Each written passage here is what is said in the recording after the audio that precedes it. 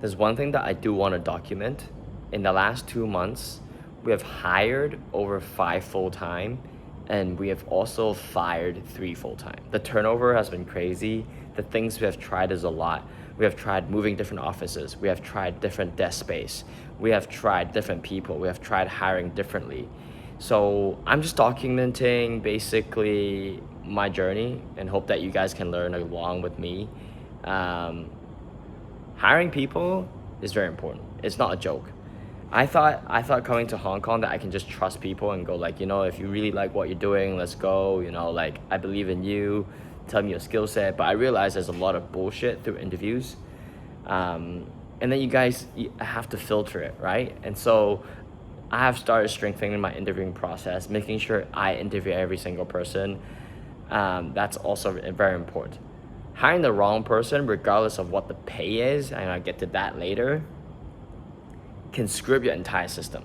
Like your company is as good as your weakest link. I don't know if you get it. Like if you're a very slow player on your soccer team, then you're screwed. You might have a lot of good people, but one is enough to slow your team down. Two is enough to break your business.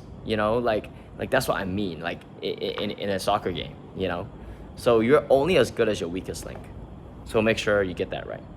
Then what I've also learned is desk-based, like how you sit, like a sitting arrangement, whether or not you're doing work from home, whether you're doing a Monday to Friday in office 9 to 5, whether you're doing Monday to Sunday flex, like these structures will affect productivity and will affect your goals.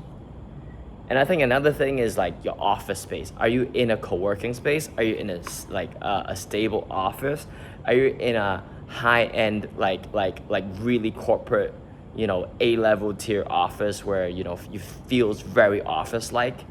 That kind of locks in the creativity. It drains like my team's brain. Like that's what I realized. And then we got to move out of that regardless of how much we've spent, which we had one of the nicest spots in Hong Kong.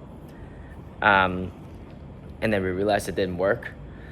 And then it came to like KPIs and hiring and the structures and the career path this sounds like crazy given that I've done millions in revenue, but it seems quite different in Hong Kong. Like the culture and the schemes are very different. They're not really used to like having shares in a company, whereas in US they're really used to having shares in the company. So, understanding culture and high within the culture is also like a pain point.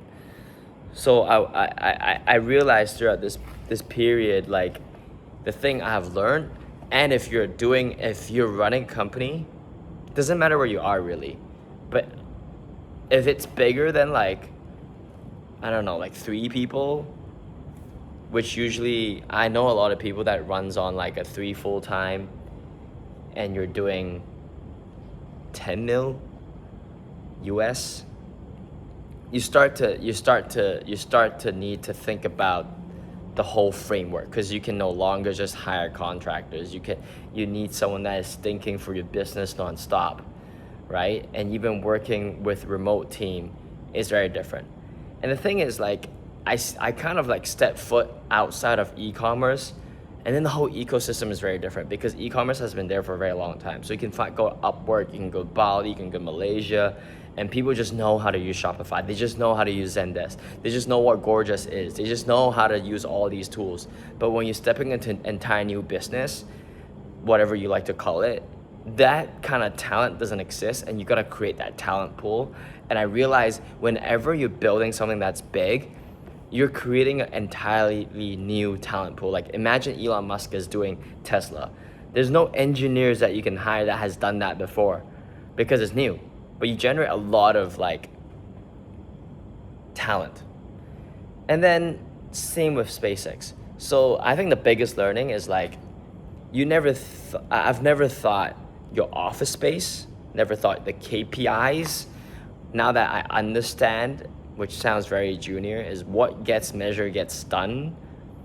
Your direction, your vision for like today, your vision for this week And then your team would also chase you. It's like, hey, like what's your bigger vision? I'm like, God damn, like I just fixed the problem like today. And then you're asking me what's the vision next? Like you always have to be ahead of all your teams, because they're also thinking like 2 steps away. So not only do I need to know like what your goal is like for this week, your month is, your year, but you also need to understand that you need a bigger vision to drive the team. But at the same time, you also need very clear now kind of KPI. So that is what I've learned. Build a team, build a culture, build a vision, have a KPI, have a PR and a HR team, and also make sure that they think for your company is very important, and also making sure everyone's on the right direction, and don't hire wrongly. So it is true to hire slow and fire fast. My company was at a crazy speed of growth and I just couldn't get my foot to hiring the right people. And one of the biggest learning is it's like law of attraction. Imagine you start hiring on Instagram. You get people that are on Instagram. You start hiring on Twitter, you get people on Twitter. You start hiring on Reddit, you get people on Reddit. You start hiring on LinkedIn, you get people on LinkedIn. So wherever you hire is kind of like the type of the people you're attracting. And sometimes like there's just so many ways to finding talent, but I never thought like having a vision and finding the right people, then putting the right people in place, and then motivating them, it's all there is. That's all there is. That's it. And I spend most of my time like, the reason that I want to be with this view is because it kind of reminds me to think from a different perspective and see things from a different perspective. And when you have that, you will unlock your business at a different level. And just to keep my mind fresh, to understand like what's the scope, what am I trying to figure out, what am I trying to solve, and then kind of like deliver and provide value to this world. So yeah, like that is just my fun. And then for those people who would like just to like, not work, just have fun, I don't know, go party. I used to look down at that, but now it's just like, that's your choice. Like me doing my business and me generating more money, that doesn't mean I'm necessarily more happier. That doesn't necessarily mean that I have nothing to sacrifice. That doesn't mean that I am more worthy, my time is more expensive and all that stuff. No, it isn't. If money is a currency, then sure, but if happiness and fulfillment, that is something that you truly can't measure. So don't just chase money, chase the journey, chase the experience, do what you want to do. Don't miss out on these things at your age, because I can tell you that like I kind of regret a little bit. It's like, what you can't become wealthy at 40. You can become wealthy at 45. But time is time and youth is youth. So I'd say chase money later. It's kind of hard, but like chase your passion. Go do the things you want to do with your friends. Go travel while you can before you get married and have a kid. Like life is going to be completely different, but enjoy every single part of the journey at every single stage in life, and that would be your hack to life. Peace out.